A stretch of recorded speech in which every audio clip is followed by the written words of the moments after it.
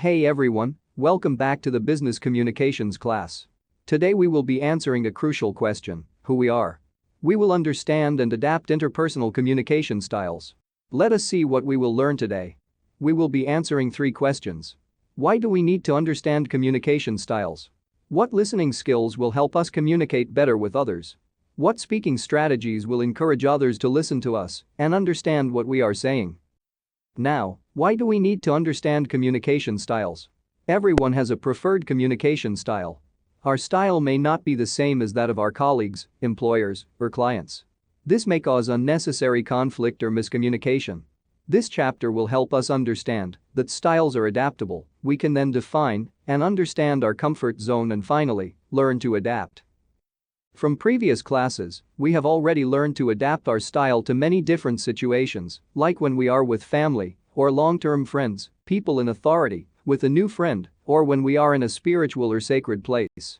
As our communication skills grow, we will add new styles to our toolkit so we can adapt in a better and easier way. Let us define and understand our communications comfort zone.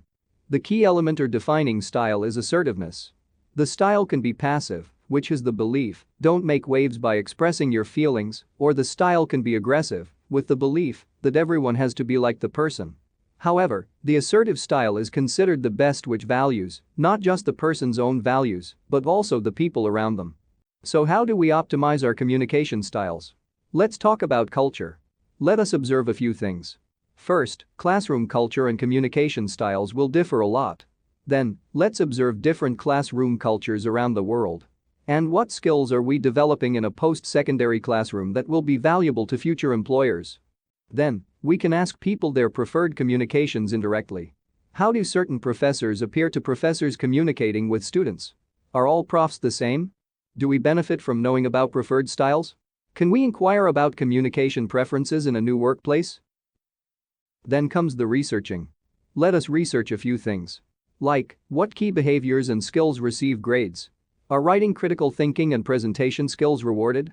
Will our employers value clear and direct communication? Do our work colleagues need a lot of detail to understand tasks? Let us engage in reflective practice.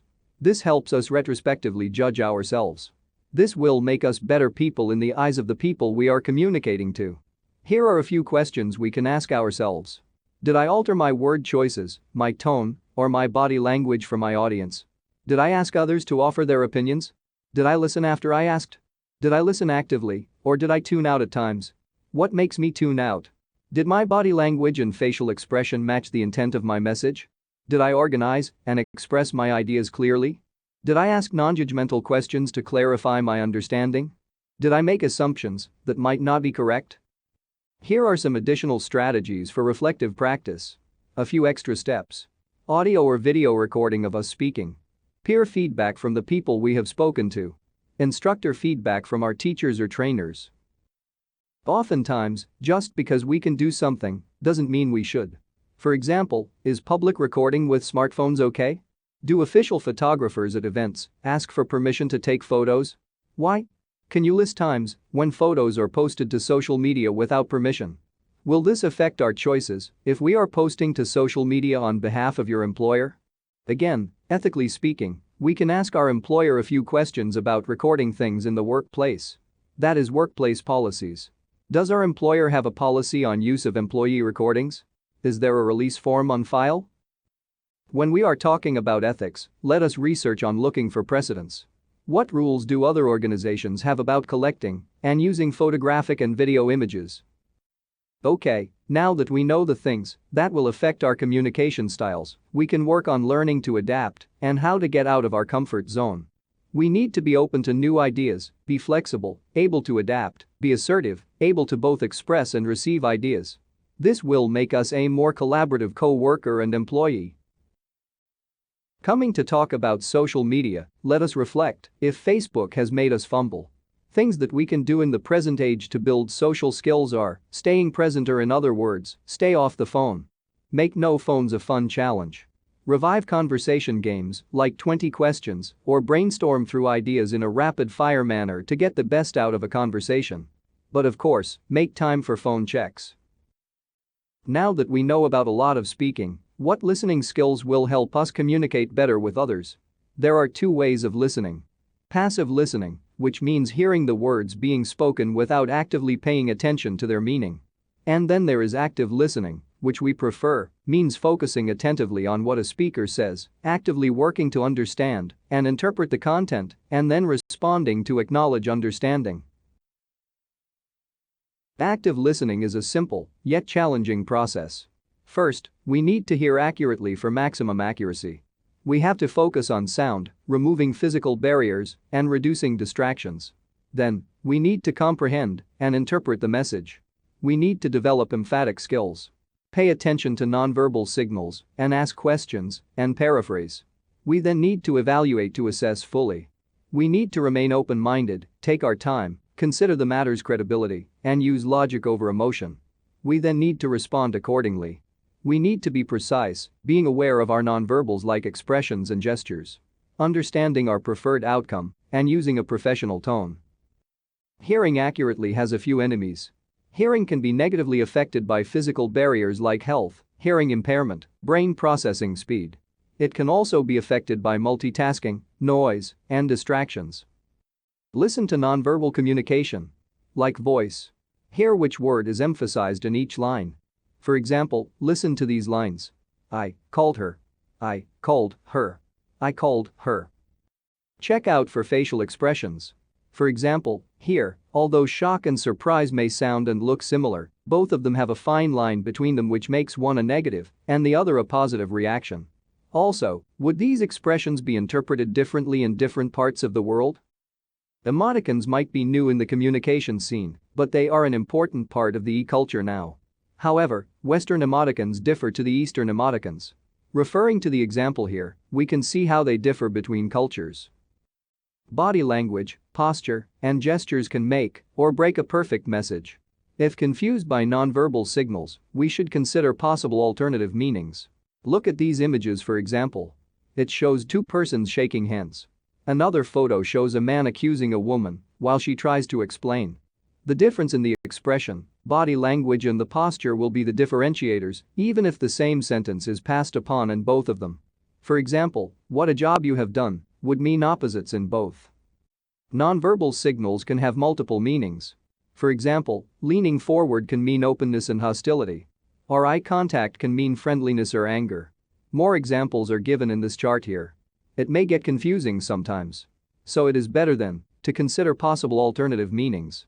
Remember to ask questions and paraphrase to ensure understanding. Here is a visual representation to illustrate paraphrasing for content, intent, and feeling.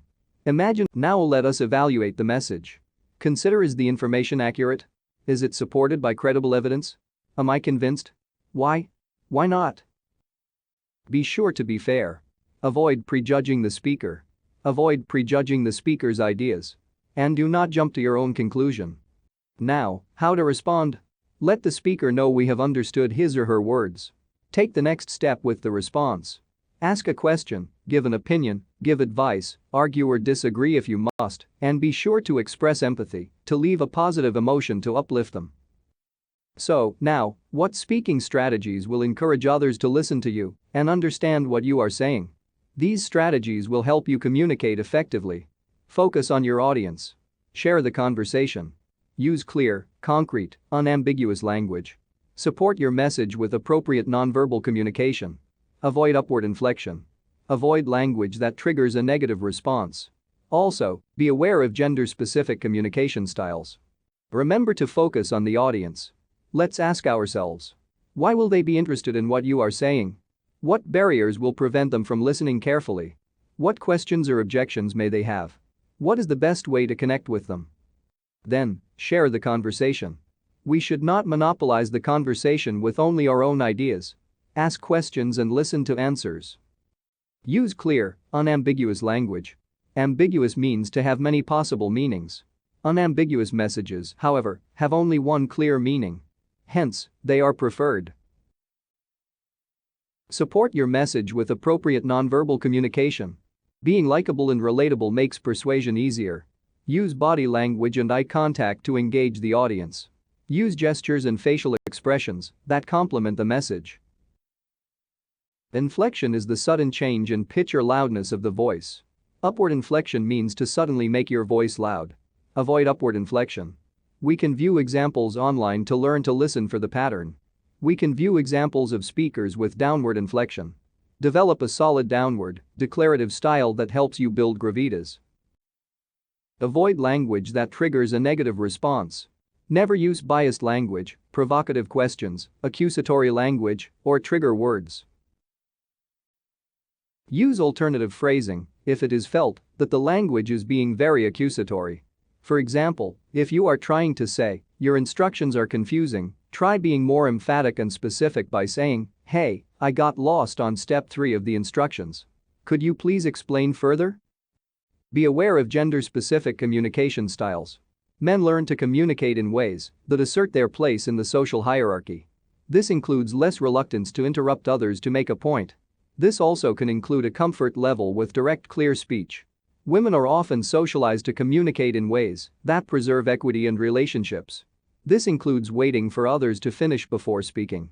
This also includes the use of hedge phrases to soften otherwise direct speech. So, as discussed previously, what are hedge phrases, hesitations, tag questions? Here are a few examples. A hedge phrase can be, "I don't know if this is a good idea, but we could get an editor for our presentation slides." A hesitation can sound like, well, we could get an editor for our presentation slides. A tag question is, "We can get an editor, can't we?" So let us revise what we learned today. In the Analyze section, we learned that we have to be self-aware of our communication style. We need to be aware of others' communication styles. And we need to employ all available learning skills. In the Compose section, we learn to use clear, unambiguous, and positive language.